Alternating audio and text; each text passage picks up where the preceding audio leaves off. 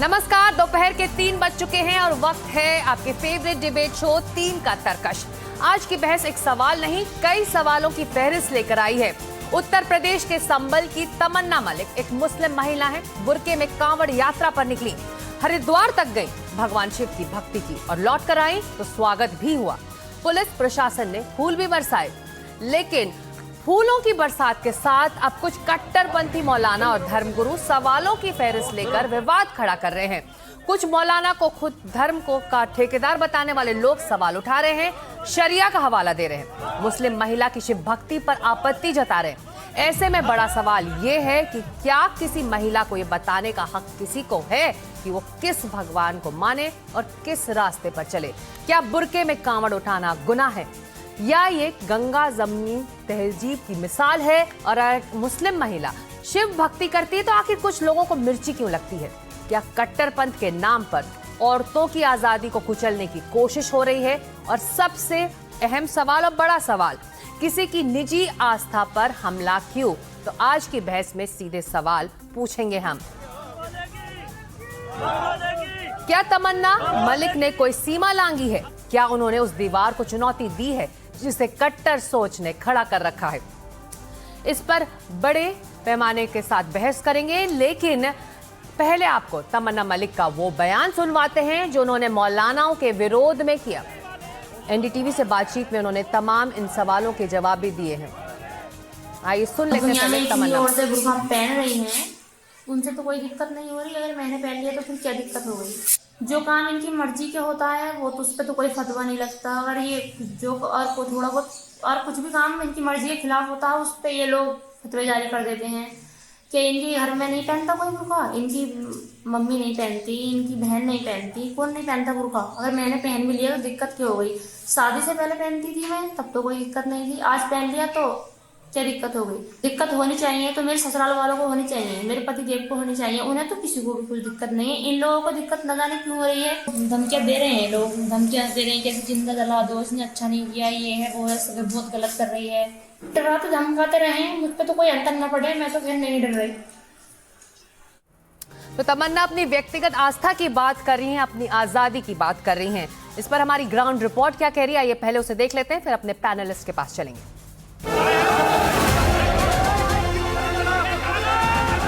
ऐसा काम करना ये नाजायज है और सख्त गुनाह का काम है।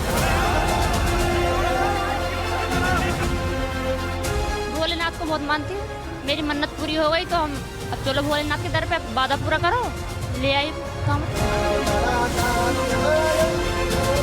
शरीयत अपने मानने वालों को, इस्लाम के अनुयायियों को इस बात की इजाज़त नहीं देती कि वो किसी दूसरे धर्म के धार्मिक कार्यक्रमों में हिस्सा लें।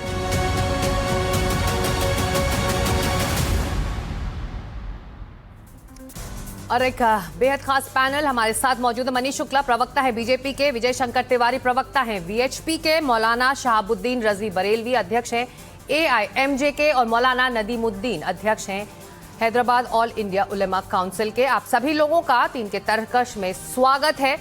शुरुआत अगर मैं आपसे करूं मौलाना बरेलवी साहब, तमन्ना अपने इस एक्सक्लूसिव बातचीत में एनडीटीवी को कह रही है कि अगर किसी को भी परेशानी होनी चाहिए तो सिर्फ उनके परिवार को, उनके पति को।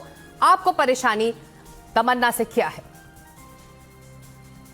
देखिए मोहतरमा, तमन्ना जी का मैंने अभी बयान सुना।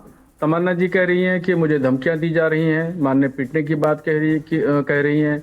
कोई भी शख्स अगर इस तरीके से धमकी देता है तो तमन्ना जी के ये इन धमकियों का या उनको गाली देने का या उनको बुरा भला कहने का मैं विरोध करता हूं, बिल्कुल गलत है।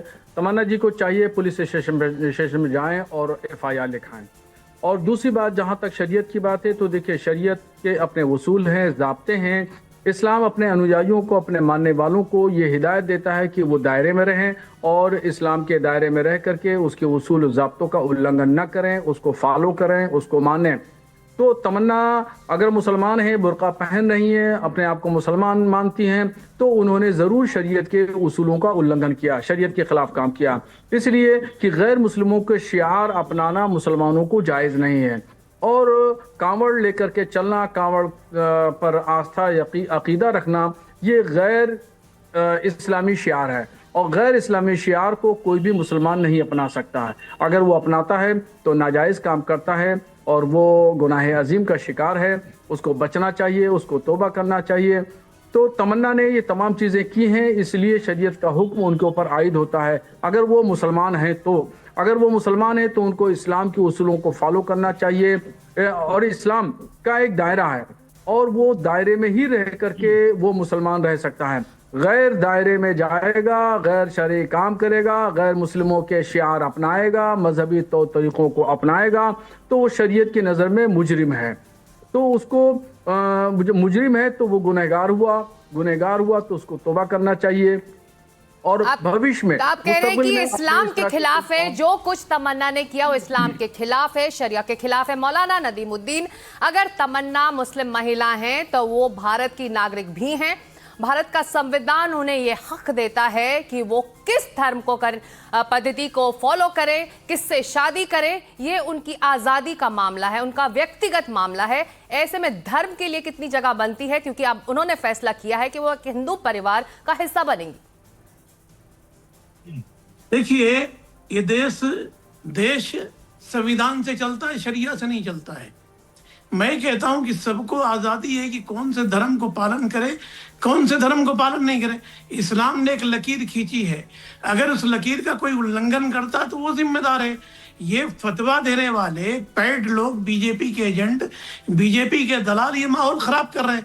मैं कह रहा हूं कि इससे पहले भी एक महिला मुंबई से चल करके अयोध्या आई थी, वो भी बुरखे में थी, उस पर भी हंगामा किया गया। मैं कहता हूं कि जो इस्लाम को फॉलो ही नहीं करेगा उस पर फतवा देने की क्या जरूरत पड़ी है।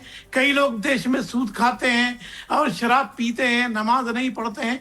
आपको मालूम है कि 25 करोड़ मुसलमानों की आबादी में 3 करोड़ लोग से ज्यादा 5 वक्त की नमाज नहीं पढ़ते हैं। सूद पर कितने पैसे सूदखोर कितने मस्जिदों को चंदा देते हैं, कितने मदरसों को चंदा देते हैं, वहां तो ये बहस नहीं करते। मैं कहता हूं कि ये बीजेपी के दलाल एक माहौल खराब कर रहे हैं। अगर हम संयम रहकर और सही शब्दों का प्रयोग करें तो बेहतर होगा। मौलाना नदीमुद्दीन, जो आप बड़ी बात कर रहे हैं कि अगर तमन्ना ने शादी कर ली है, वो एक हिंदू परिवार का हिस्सा है, तो ऐसे में वो मुसलमान नहीं है। मौलाना शहाबुद्दीन, आप क्या कहेंगे? एक हिंदू परिवार का हिस्सा हैं आप, अब वो उस परिवार की पद्धति को अगर वो फॉलो करना चाहती हैं, उसके अनुयायी बनना चाहती हैं, अगर उनकी मंशा अगर ये है कि उनकी व्यक्तिगत आस्था ये कहती है, तो ऐसे में जो मौलाना नदीमुद्दीन कह रहे हैं, ऐसे में प्रॉब्लम कहाँ है फिर? देखिए, नदीमुद्दीन साहब जो कुछ कह रहे हैं वो बुजुर्ग आदमी हैं, उनको इस तरह गलत भाषा का इस्तेमाल नहीं करना चाहिए किसी भी आलिम दीन के लिए, और उनको मर्यादित भाषा में अच्छे लफ्ज़ों का, अच्छे लबो लहजों का इस्तेमाल करके बात रखना चाहिए अपनी।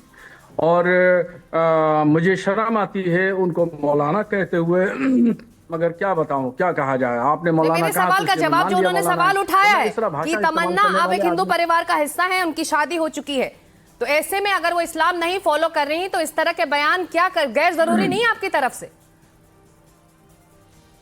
अब देखिए, अब इसमें 2 पहलू हैं। यानी देखिए, शरई जो तकाजा है, शरीयत के जो उसूल हैं, वो मैं उस गाइडलाइंस पे बात कर रहा हूँ। शरीयत में अगर ये महिला, शरीयत की रोशनी में अगर इस महिला ने सिर्फ हिंदू लड़के से शादी की है और अपना मजहब नहीं बदला है तो वो मुसलमान है। सिर्फ हिंदू लड़के से किसी मुसलमान लड़की का शादी कर लेने से उसका इस्लाम खतरे में नहीं आएगा, वो मुसलमान रहेगी। और अगर हिंदू रीति रिवाज से, जैसे 7 फेरे लगाना या मजहब तब्दील कर लेना, उसके बाद शादी करना, अगर ऐसा तमन्ना ने किया है तो वो जरूर गैर मुस्लिम हो गई, वो मुसलमान नहीं रही। और सिर्फ तो आपको नहीं लगता आपको ये जानकारी हासिल करनी चाहिए थी, बजाय इसके कि एक बयान दे दें कि ये गैर शरिया है, गैर इस्लाम है और इस्लाम के खिलाफ है, इस शरिया के खिलाफ है? आपको नहीं लगता कि आपको ये तमाम जानकारियां हासिल करनी चाहिए थी इससे पहले कि आप तमन्ना पर कुछ बयान देते, जो सुबह से हम देख रहे हैं? हाँ, मैंने जानकारी हासिल की है, संभल से जानकारी हासिल की है। मेरे वहाँ पे बहुत सारे लोग हैं और उन लोगों से मैंने जानकारी हासिल की। इसके अलावा खुद तमन्ना ने सुबह अपने बयान में कहा था कि मेरा नाम तमन्ना है, तुलसी नहीं है, और मैं मुसलमान हूँ और इसी वजह से बुर्का पहनती हूँ। तो अब ऐसी कंडीशन में वो महिला अगरचे वो गैर मुस्लिम से शादी कर चुकी है तो वो मुसलमान ही रहेगी, वो उसको मुसलमान माना जाएगा, क्योंकि उसने इस्लाम धर्म छोड़ा नहीं है और उसने अपना नाम भी चेंज नहीं किया है, तुलसी नहीं रखा है। तो आप टेक्निकलिटीज में फंसा रहे हैं तमन्ना को, मौलाना शहाबुद्दीन, मौलाना नदीमुद्दीन। टेक्निकलिटीज हैं कि अगर उन्होंने जिस पद्धति से शादी नहीं की, बुर्का पहनकर वो कावड़ लेकर निकल गई, तो अभी भी वो मुसलमान है, क्योंकि वो कह रही है मैं तुलसी नहीं हूं, मैं तमन्ना हूं। तो टेक्निकल डिटेल्स में एक महिला जो एक शादी कर चुकी है, बड़ा फैसला ले चुकी है, एक अडल्ट है, देश का संविधान उसे अधिकार देता है कि वो क्या करे और क्या ना करे, लेकिन इन टेक्निकल चीजों की वजह से जो आप इस्लाम में कहा जा रहा है या नहीं कहा जा रहा, उसमें वो बेचारी फंस गई। नहीं, देखिए, इस्लाम में गैर मुस्लिम से शादी ही जायज नहीं है। शहाबुद्दीन रिजवी साहब गलत बोल रहे हैं। एक हिंदू की शादी मुसलमान से नहीं हो सकती। अगर वो मुसलमान है, उसने हिंदू से शादी किया, यही नाजायज। एक बात। दूसरी बात, अब आपको बड़ी अहम बता रहा हूं। कल तक बुरखे के खिलाफ बोलने वाले पैगंबर इस्लाम के वंशज को बता रहे थे कि बुरखा नहीं पहनना। आज ये बुरखा को प्रमोट कर रहे हैं बीजेपी के लोग, बुरखा को प्रमोट कर रहे हैं। असदुद्दीन अवैसी ने जब कहा था कि बुरखा वाली महिला प्रधानमंत्री बन सकती है तो मजाक उड़ाया। बीजेपी के लोग आप कह रहे हैं मौलाना नदीमुद्दीन, लेकिन जो बयान आ रहा है वो मौलाना शहाबुद्दीन जैसे लोगों की तरफ से आ रहा है, तो ऐसे में आप उनको जवाब दीजिए ना। मैंने पूरी बात आप मेरी सुनिए ना, बीच मत। जब तो कह रहे थे कि बुरखा वाली कहता है भारत है, ये भारत है, बुरखा वाली नहीं बन सकती। जब इनको आया मुसलमानों के खिलाफ काम करने के लिए तो उसको कावड़ में लेकर के आए। देखिए, इस्लाम के चंद वसूल है। इस्लाम में कावड़ यात्रा नहीं, इस्लाम में बुत परस्ती नहीं, इस्लाम में अल्लाह के अलावा किसी की परस्ती नहीं। मगर उसके लिए जो उसको फॉलो करे, जो मानता नहीं, उसके लिए इस्लाम, उसके लिए कोई रूल रेगुलेशन ही नहीं है। तो मैं कहता हूं कि तमन्ना है, शबनम है, ये पहले से इस्लाम को नहीं मानते, इसलिए फतवा दे करके हमको बताने की क्या जरूरत है, वरगलाने की क्या जरूरत है, हिंदू मुसलमान करने की क्या जरूरत है। क्या शहाबुद्दीन रिजवी से किसी ने सवाल किया? तमन्ना के बारे में किसी ने पूछा था? एक वीडियो देखते हैं, कभी सलमान खान के बोल देते हैं, क्या सलमान खान है इनसे सवाल किया? आप होते कौन है भाई, आप बोलने वाले? जिसको इस्लाम पे मौलाना शहाबुद्दीन, जो मौलाना नदीमुद्दीन कह रहे हैं, आप बेवजह किसी मामले को तूल दे रहे हैं और विवाद बढ़ा रहे हैं। मनीष शुक्ला, यहां पर मैं आपको लाना चाहूंगी। ये जो तमन्ना मलिक का मामला है, देखिए, आप दो धर्म गुरु हैं जो आपस में एक दूसरे पर सवाल उठा रहे हैं। एक कह रहा है कि ये गैर जरूरी है, एक कह रहा है कि ये विवाद ही गैर जरूरी है। इसको बीजेपी इस वक्त कैसे देख रही है? जो तमन्ना मलिक का ये पूरा मामला है, क्या ये व्यक्तिगत आस्था का मामला है या नहीं है? देखिए सिकता जी, भारतीय जनता पार्टी और अगर सरकार की नजरिए की बात करें तो सरकार कानून और संविधान के आलोक में कोई फैसला लेती है, और देश का कानून और संविधान किसी भी व्यक्ति को, किसी भी महिला को इस बात की इजाजत देता है कि वो कुछ भी पहन सकती है।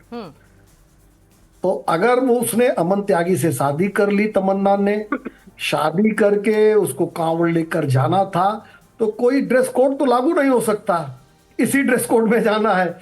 अभी कोई हिंदूवादी संगठन इस बात को सवाल उठाता तो ये लोग अभी दूसरी राग अलापते भी, कहते हैं कि कट्टरवादिता है, किसी के कपड़े पे कैसे सवाल हो सकता है।